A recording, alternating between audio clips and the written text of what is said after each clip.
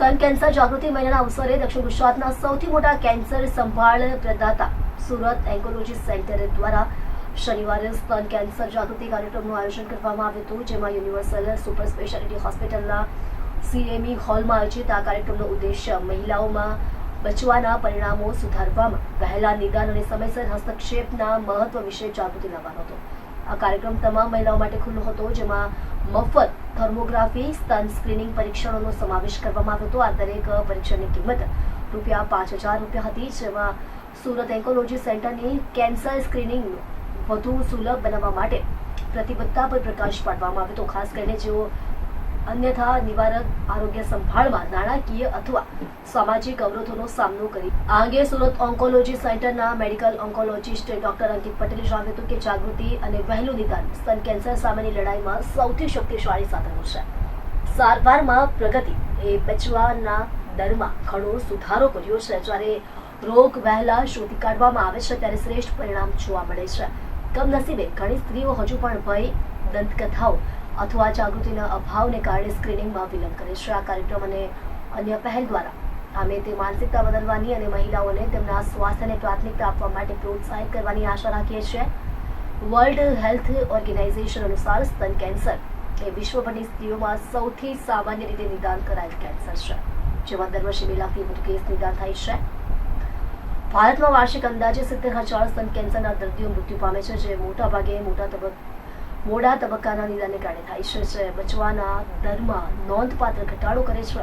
આ શિબિરનો હેતુ મહિલાઓને સ્તન કેન્સર માટે જરૂરી સ્ક્રીનિંગ મેળવવાથી રોકતા અવરોધોને દૂર કરવાનો હતો. આ કાર્યક્રમમાં તમામ વયના જૂથોની મહિલાઓની સક્રિય ભાગીદારી જોવા મળી અને સ્તન સ્વાસ્થ્ય, સ્વપરીક્ષા અને નિવારક જીવનશૈલીમાં પરિવર્તન જેવા વિષયો પર ખુલ્લી ચર્ચાઓનું આયોજન કરવામાં આવ્યું. Senior medical oncologist Surat oncology centre દર વર્ષે મહિલાઓને સ્તન કેન્સરની જાગૃતિ માટે અને જે ફાઇનાન્શિયલી અફોર્ડ નથી કરી શકતા એવા દર્દીઓને સ્ક્રીનિંગ માટે કેમ્પ ગોઠવતો હોય છે. આજે પણ લાસ્ટ યરની જેમ આજે ઓક્ટોબર મહિનો બ્રેસ્ટ કેન્સર અવેરનેસ મંથ છે, એના માટે આપણે કેમ્પ ગોઠવેલ છે, જેની અંદર ફ્રી ઓફ કોસ્ટ મહિલાઓનું સ્ક્રીનિંગ કરવામાં આવ્યું છે, જેની અંદર લગભગ 200 જેટલી મહિલાઓએ ભાગ લીધો છે.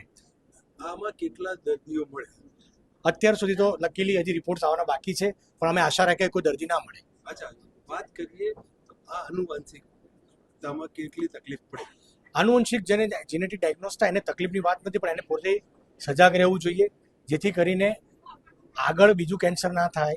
આપણે શું પ્રિકોશન્સ લઈએ એ એને આઈડિયા હોય. જેમ કે કોઈ મમ્મીને હોય, આપણે રિપોર્ટ કરાવીએ અને પોઝિટિવ આવે કે ના આપણે પણ ભવિષ્યમાં કેન્સર થઈ શકે, તો નાની ઉંમરથી જ આપણે એના ટેસ્ટ કરાવી શકીએ. આનો રેશિયો વધવાના કારણો શું?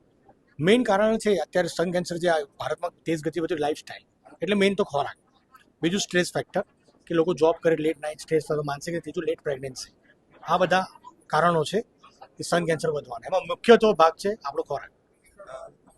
હમણાં ખોરાક ઉપર બી સરકારે અને બધા વાતચીતો કરવાની ચાલુ કરી, સપોર્ટની અંદર કરે. આપણા તરફથી કઈ અવેરનેસનો કાર્યક્રમ?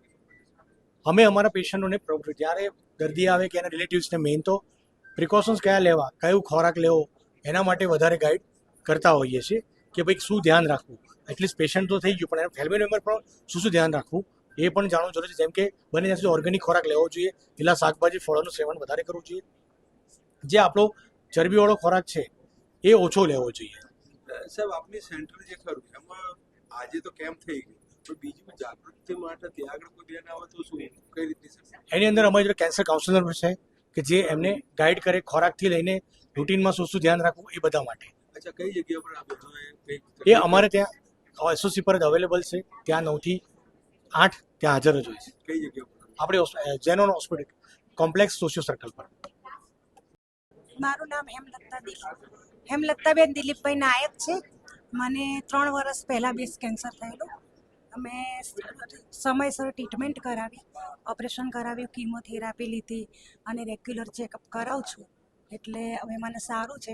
હમણાં હું 6 મહિના કેનેડા ફરી આવી મારી બેબીના ત્યાં. એટલે જેને આવું થાય એને તમે શું સંદેશો આપશો?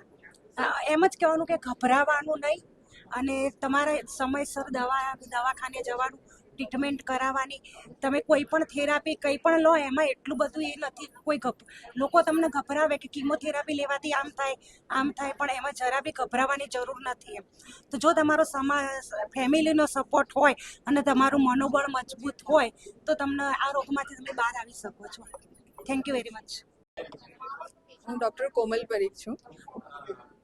બેન શું કહે છે? આપ પોતે ડોક્ટર છો? હા, હું પોતે ડૉક્ટર છું.